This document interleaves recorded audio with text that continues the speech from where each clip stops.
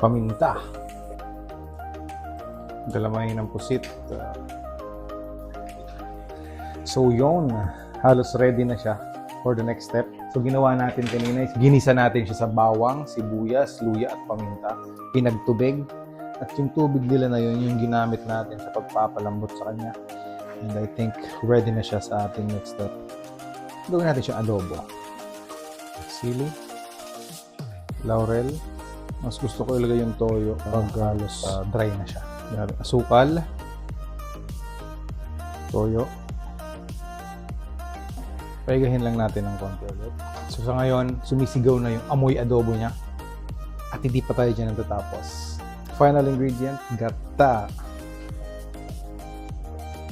Konting tubig lang. Freshly cracked black peppers. Yan, kumukulo na. Lagay ko yung suka. So yun ang nilagay ko yung leksyon. Nilagay ko lang kasi meron. Hindi naman talaga kailangan. So dagdag lasa lang. Tikman. Luto na ang ating ginataang adobong pusit.